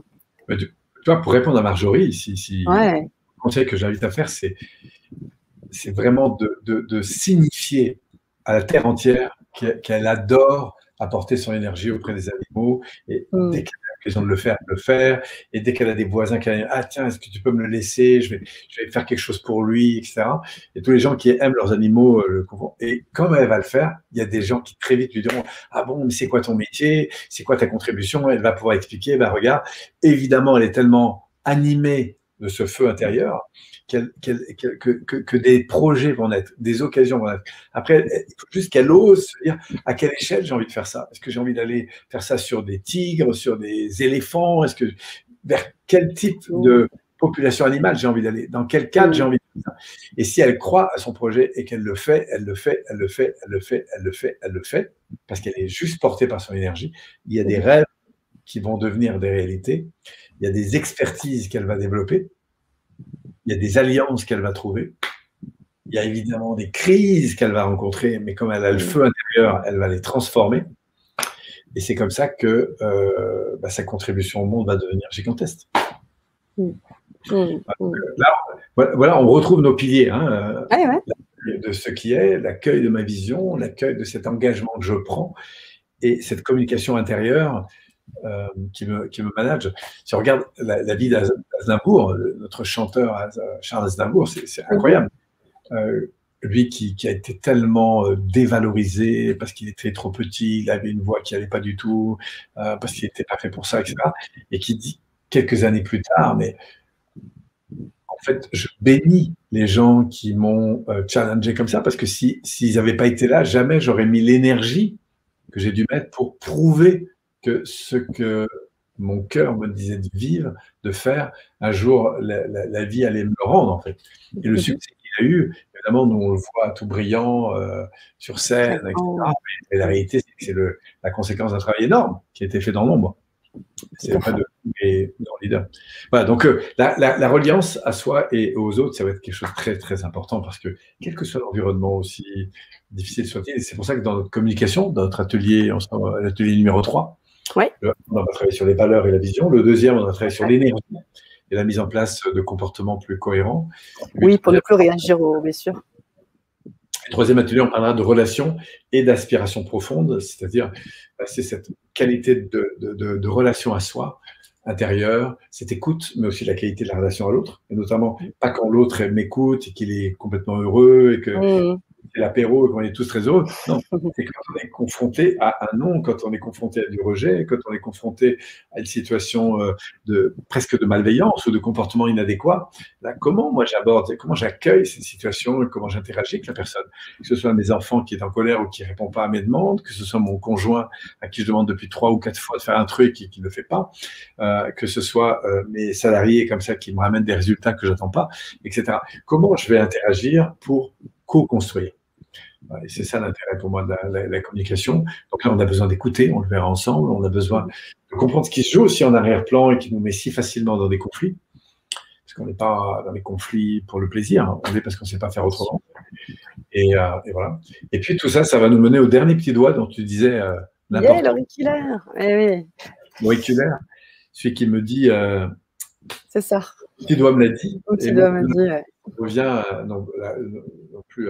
Donc on a parlé du pouce, hein, j'associe au cercle. Le cercle, oui. On a parlé de l'index, que je rassocie au triangle, au focus. On a parlé du carré, que je rassocie à la responsabilité et à l'engagement, mais aussi à la stratégie. Puis la croix, en fait, pour moi, qui est la symbolique de la reliance, verticale, horizontale, la bénédiction, l'amour, la connexion, le passage de la vie à la mort, là. Et puis le dernier point, c'est la spirale, c'est la transformation. Et pourquoi la transformation avec le petit doigt? Parce que le petit doigt, c'est cette expression qui dit « Ah, c'est mon petit doigt qui me l'a dit ». Au gros, ça connecte 2 choses. Hein. Ça connecte à la fois la conscience que je peux avoir d'une chose, plus ou moins consciente ou préconsciente, qui est là en arrière-plan, et la sensibilité. C'est-à-dire je le sens comme ça. Donc, quelque chose qui fait que je le sens, que je le sens pas. Ce qui est très intéressant, c'est quand on écoute cette intuition, quand on écoute cette sensibilité, quand on écoute cette conscience, alors peut émerger le meilleur de l'apprentissage, c'est-à-dire le génie. Comment, face à toute situation, je peux trouver quelque chose de génial, en fait. Et il y a dans le génial le génie, c'est de faire de toute situation un génial, c'est génial. Alors, évidemment, quand ça m'arrive, quand je viens de retrouver ma voiture dont les 4 pneus ont été vandalisés, c'est sûr que c'est pas facile. Et sur le coup, je vois pas forcément ce qu'il y a de génial.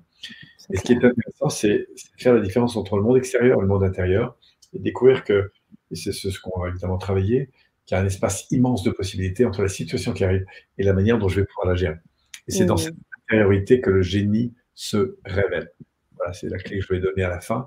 C'est cette capacité-là, pour aller la trouver, on va avoir besoin de sortir de nos habitudes et se poser surtout des bonnes questions. Parce qu'à la question, mais pourquoi ça m'arrive? À la question, qu'est-ce qu'il y a d'intelligent dans cette situation? Qu'est-ce que je pourrais vivre de différent, entendre de différent, ressentir de différent, me dire de différent?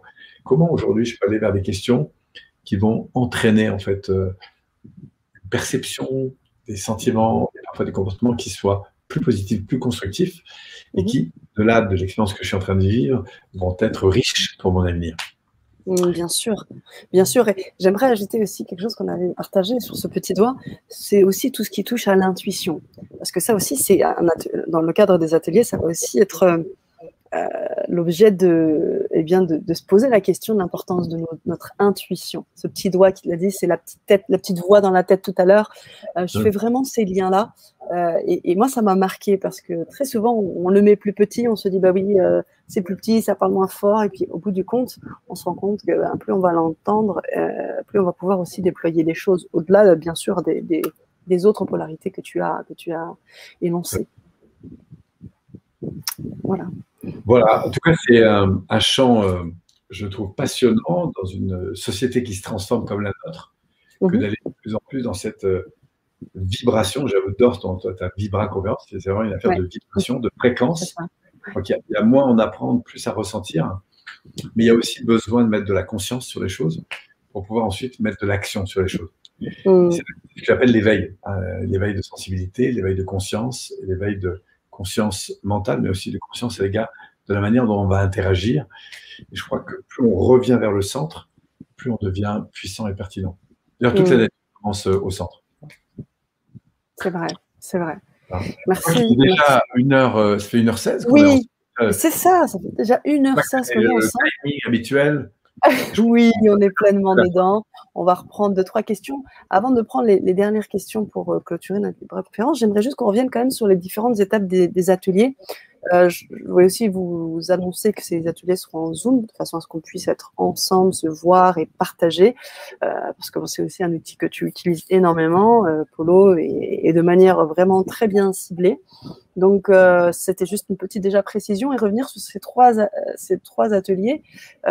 Comment être aligné sur ma longueur d'onde, également comment ne plus réagir à ces blessures émotionnelles, et donc après dans le passage à l'action. Et puis tu parlais de ce pont de communication, comment communiquer avec bienveillance et efficacité. Je dirais que ces 3 ateliers sont dans un ordre hiérarchique, c'est-à-dire c'est pas quelque chose, il vaut mieux commencer le premier avant de faire le deuxième, même si les ateliers seront en replay. Qu'est-ce que tu en penses? Ou est-ce qu'on peut les vivre indifféremment? Le premier arrive en premier, ensuite on a un deuxième qui compléter le premier. Un vrai sens, ouais. Si vous ratez un truc, bah c'est pas grave, le contenu sera quand même très intéressant parce que c'est du contenu contextualisé qu'on peut appliquer tout de suite, qu'on soit dans le champ des valeurs et de l'objectif, qu'on soit dans le champ de la dimension plus émotionnelle, comment justement je peux accueillir des situations qui m'ont blessé et les transformer immédiatement, et puis comment je peux communiquer de manière plus adéquate. Mais si on travaille les 3 dans le bon sens, ça a encore une envergure plus grande, puisque en fait, au terme de tout ça, on verra que tout ça, ça répond en fait à un système global. C'est ça.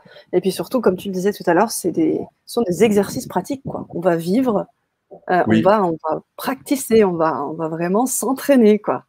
C'est ça. Oui, parce que bon, la théorie, on en trouve de partout, c'est super, on en a besoin, hein, bien sûr, mais moi, ce qui m'intéresse aujourd'hui, c'est de faire part des exercices qui me semblent les plus pertinents. Qui marchent aujourd'hui. Voilà, un peu comme celui que quand vous avez expérimenté le coup du centimètre, comme tout à l'heure au début de cette vidéo, ça se sent tout de suite en fait. Et donc, je voudrais qu'à chacune des rencontres qu'on ait ensemble, bien sûr, il y a un petit peu d'explication, mais surtout moi, je vais vous faire ensemble ce que je fais sur des groupes qui me semblent, en tout cas, ramener sur 2 heures, ça dure à peu près 1h30, 2 heures. C'est ça. On va mettre à la fois avec une présentation, une démonstration, une mise en situation, et puis des feedbacks et des questionnements, parce que souvent ça éveille beaucoup de questions après par la suite, et donc c'est ça aussi qui est riche, l'interaction qu'on peut avoir ensemble, et ce que permet Zoom, puisqu'on est tous en interaction avec des écrans multiples. Donc, c'est ça. Tu m'expliquais que tu faisais qu'on va peut-être faire aussi des petits binômes, enfin, plein de choses pour pouvoir… Oui, avec Zoom, on peut faire des sous-groupes. Donc, on peut, ouais. une fois qu'on a compris, mettre les gens par groupe de 2 ou de 3, expérimenter ce que je viens de démontrer, en fait. Et puis, du coup, après, faire un retour d'expérience. Mais c'est vrai que quand on est à 2 ou 3 ensemble sur la même vidéo, on pratique sur une séquence de 15 minutes, on peut pratiquer un truc avec quelqu'un et le faire à quelqu'un, c'est aussi une belle façon de le faire à soi-même après. Bien sûr. J'aime bien cette notion de sous-groupe. Merci, Paul. On va prendre les dernières questions que j'ai vu survoler là sur le chat et sur lesquelles j'aimerais rebondir. Alors, qu'est-ce qu'il nous dit? Bonjour, je ne peux malheureusement pas rester là. Ouais, oui, le live sera bien évidemment mis en replay. Vous pouvez, alors moi, je vous invite vraiment à le partager aussi. Hein. Vous pouvez le revoir en replay sur tous les faisceaux que nous avons là sur la chaîne LGC. Je vous invite d'ailleurs à vous abonner si vous n'êtes pas encore abonné sur la chaîne, que vous soyez sur YouTube ou Facebook. Tout est en replay et vous pouvez récupérer bien évidemment cette Vibra conférence et la voir et la revoir. Pareil pour les ateliers, une fois que vous les aurez, ils sont disponibles à vie pour vous.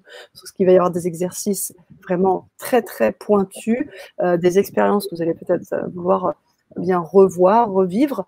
Donc, vous les aurez pour vous et à vie. Donc, ça, c'est pour répondre à Lara qui nous posait la question. Et puis, un peu plus loin, j'avais une question. Oui, qui nous disait Julie, j'ai compliqué parfois de trouver un équilibre entre lâcher prise et être dans l'action, se laisser porter et être proactif, avoir confiance dans les choses qui arrivent. Oui. C'est intéressant de Julie parce qu'il y a la question et la réponse. C'est ça.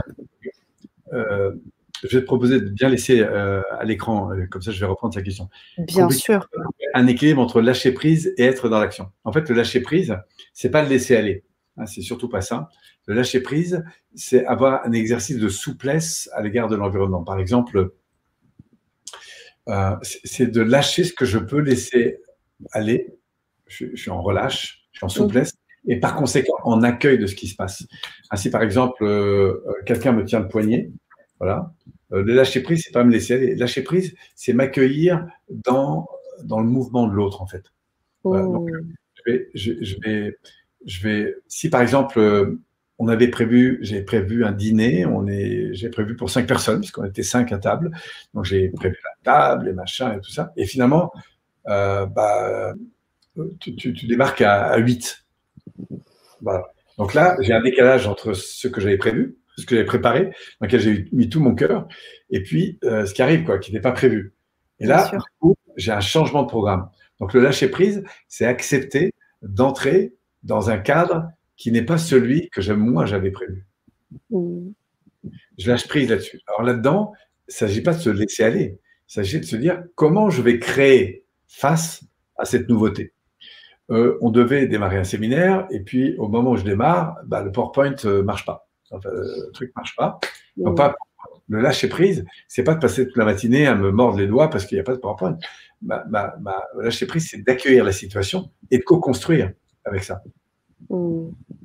Et c'est ça le lâcher prise, c'est accepter l'idée que l'environnement me sert parfois différemment que ce que j'aurais souhaité. À partir de là, il y a ce sur quoi je peux encore mener une action. Qu'est-ce que je peux faire face à ça? Et accepter de lâcher prise sur ce sur quoi je n'ai pas la main. J'avais prévu qu'on sorte, mais voilà que la météo est complètement pourrie, et qu'il pleut, et qu'il pleut, et qu'il pleut, et qu'il pleut. Moi, j'avais pris ces journées de vacances pour profiter du soleil. Lâcher prise, c'est d'arrêter de me saccager l'esprit intérieur parce qu'il pleut. C'est me dire comment je co-construis avec ce qui se passe. Donc, je lâche prise sur ce que j'avais prévu et j'épouse la nouvelle forme. Et pour ça, ça va demander de la flexibilité, de la souplesse, du relâchement. Et pour ça, du coup, je vais gagner en confiance à l'égard de ce qui arrive, puisque l'anxiété, c'est la crainte que les choses ne se passent pas comme moi j'avais prévu. Je suis anxieux parce que tu devais rentrer à 10h, et c'est d'autant plus important qu'on a un truc à faire ensemble. Et je suis d'autant plus anxieux que tu n'arrives pas, parce que je me dis, je ne voudrais pas me retrouver tout seul. Donc, je suis dans l'anxiété. Ouais, j'attendais du matériel pour démarrer mon séminaire, et si mon matériel n'arrive pas, je suis très mal, parce que je ne peux pas démarrer mon séminaire. Mm. Faire confiance, c'est accepter l'idée que je dois construire autrement avec ce qui va se passer. Et donc, si je suis dans cette anxiété, c'est qu'il y a un avenir que j'espère qu'il va se passer comme ça. Et comme il ne se passe pas comme ça, je doute, j'ai peur, je crains. Et là, je pars dans un fantasme intérieur qui est de l'insécurité. Or, l'insécurité, d'abord, le stress intérieur ne réduit pas le danger. Il peut y avoir un danger, mais tant qu'il n'est pas là, le danger, bon, il n'est pas là. Parfois, je peux avoir peur du danger. Et même quand le danger est passé, je peux continuer d'avoir peur de ce qui aurait pu arriver. Il y a des gens qui sont très forts comme ça pour entretenir, c'est le système nerveux, hein, c'est pas une tare, hein, c'est le système nerveux qui est tellement sous pression qu'il a des mécanismes qui l'entretiennent. Et il y a des gens qui sont angoissés toute leur vie. En fait. Alors la bonne nouvelle, c'est qu'une fois qu'on comprend mieux comment ça se passe, on peut vraiment libérer quelqu'un, pas du jour au lendemain, mais on peut l'amener peu à peu à lâcher prise et à faire confiance. Et lâcher prise dans un couple, c'est très important. Dans une relation éducative, c'est très important. Quand on fait du business, c'est très important. Quand on veut s'ouvrir à de la nouveauté, construire, s'engager, c'est très, très important d'apprendre à lâcher prise parce qu'il y a rarement, les choses se passent comme vous les avez prévues. Il y a plein d'imprévus. Et s'ouvrir à l'imprévu, c'est faire confiance à la vie. Faire confiance à la vie, c'est accepter que l'imprévu se présente. Et peut-être même de découvrir que cet imprévu a quelque chose de plus grand que je l'aurais imaginé.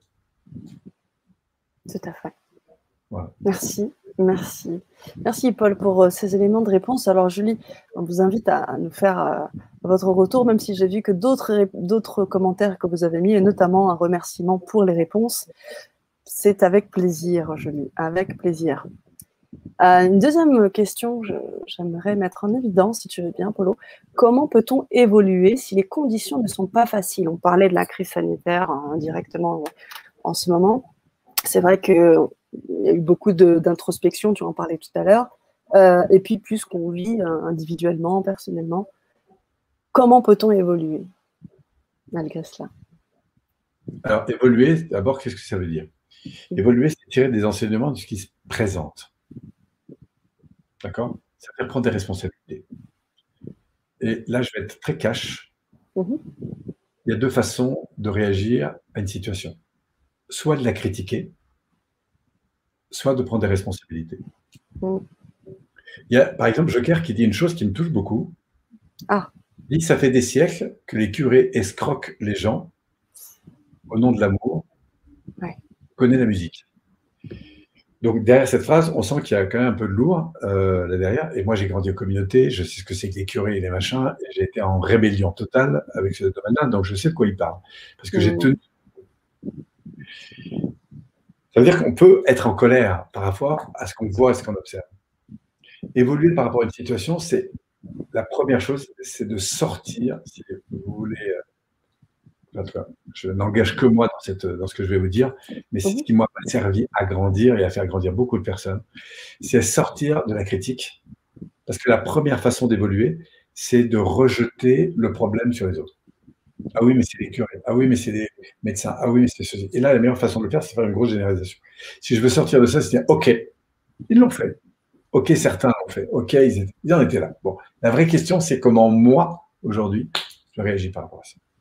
Donc, ça veut dire prendre des responsabilités, pas être dans le rejet de la responsabilité, mais prendre la responsabilité.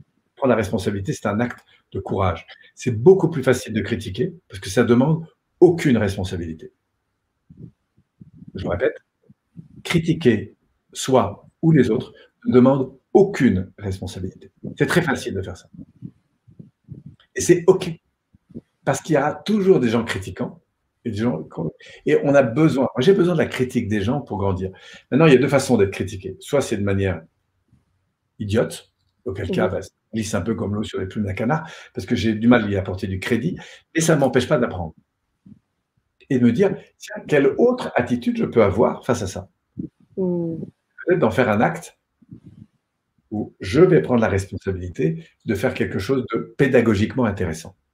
Je me dis, tiens, qu'est-ce que cette situation me permet d'apprendre et de grandir? Donc, pour évoluer, première chose, je prends des responsabilités. La deuxième, c'est que j'accueille et j'accueille et je considère. Parce que sans accueil et considération de la situation, aussi négative soit-elle, je ne peux pas la transformer. Et la troisième, alors, si je suis resté dans le rejet de la responsabilité, la deuxième étape, c'est que je tombe dans la critique. Et si je reste dans la critique, je vais tomber dans la victimisation. C'est absolument certain. Et c'est mon métier depuis 30 ans, donc je connais très bien mon métier. Je peux vous dire, je peux vous démontrer dans toutes les situations humaines que quand il y a rejet de la responsabilité, quand il y a critique ou dévalorisation, derrière, il y a victimisation, consciente ou pas consciente. Et tomber dans cette plainte ou dans cette victimisation, c'est pas grave. Sauf que je tombe psychologiquement dans un système sur lequel j'ai pas de pouvoir face à l'autorité, ou je crois ne pas en avoir. Et c'est une croyance dans laquelle je vais entrer. C'est pour ça que je vous propose l'autre attitude, là, c'est ce que j'appelle les voyants verts. Hein, j'avais les voyants rouges.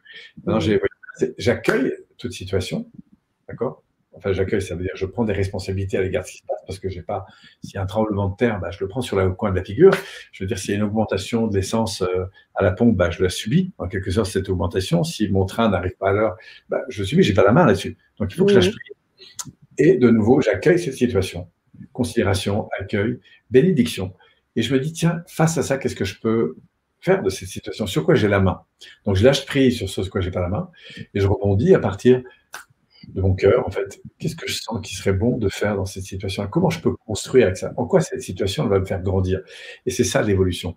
Donc, pour évoluer, il faut se mettre dans cette condition d'accueil, de considération et d'enseignement. Quel enseignement je tire de ça?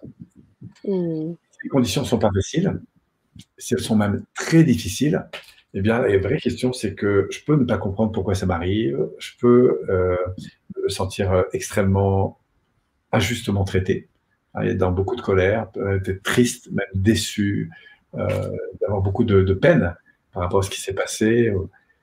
Mais la vraie question, c'est, aujourd'hui, si je veux me sortir de là, c'est qu'est-ce que je fais de ça? Enfin, qu'est-ce que je fais? Qu'est-ce que je ressens? Qu'est-ce que ça me révèle d'important? Il n'y a pas de problème, qu'est-ce que je fais? En tout cas, c'est exactement l'axe sur lequel on va avancer ensemble à travers nos ateliers. Génial, merci. Je crois que ça me passionne. Je commence à connaître le truc. Comment tu dis? Ouais, tu commences à voir les trucs. Ça me passionne, donc je... Super, génial. Je voulais finir avec le beau message de Marjorie qui nous dit merci de tout cœur à tous les deux et pour votre belle lumière partagée. Je suis en gratitude d'avoir reçu les précieux conseils de Paul. Merci Sana pour tes émissions. Merci à toi. Des cadeaux de la vie et des cadeaux que vous générez parce que vous êtes présents sur la chaîne et les lumières, c'est aussi les vôtres qui brillent. Donc, on est tous ensemble, je dirais, dans le même bateau. Bien sûr, on te remercie énormément, Paul. Et je remercie aussi toujours le grand changement de pouvoir nous permettre de vivre ces belles Vibra-conférences, effectivement, des précieux conseils, des co-créations. Je pense que ce sont des espaces utiles aujourd'hui, au-delà de ce que chacun fait, parce que je sais que toi, tu accompagnes énormément de gens, tu es dans des séminaires, tu as créé une école, et tu prends cet espace avec la communauté du grand changement pour pouvoir partager tout cela et de nous proposer aussi des ateliers exclusifs, des choses qui ne sont pas proposées ailleurs, pour nous, de proposer ces 3 temps d'ateliers où je vous invite bien évidemment à venir partager avec nous autour de ces ateliers qui sont pour vous, je vous le rappelle, et qui sont des moments qui vont vous permettre très certainement d'avancer. Vous serez bien sûr en contact avec Paul. Si vous avez aussi envie d'aller plus loin, vous pouvez très bien taper son nom, Paul Pyrénées, vous retrouverez son site, que ce soit sur Facebook aussi, sa page et tous les lives que tu animes, tout ce que tu fais au quotidien. Un grand, grand, grand merci encore à toute cette belle communauté et un beau merci à toi, Paul. Je vais te laisser le mot de la fin comme j'aime faire avec mes intervenants, mais vraiment merci pour tout. Pour revenir sur, je crois que revenir sur le titre de la conférence, cette notion de quête et de mission spirituelle, je pense que le message que j'ai juste envie de vous laisser, c'est de suivre cette partie de vous-même qui aspire à grandir, que j'honore aujourd'hui, et c'est pour ça que je prends ce temps-là ce soir, parce que si vous êtes là, c'est qu'il y a probablement une raison, donc accueillez cette dimension, suivez le fil de votre cœur et approfondissez, ne restez pas là. Merci à vous, et quel que soit l'endroit où vous êtes, en tout cas, j'aurai un grand plaisir, quel que soit le contexte, en tout cas, de vous rencontrer si la vie nous le permet. Merci à vous. Merci à toi pour ton accueil. Avec plaisir.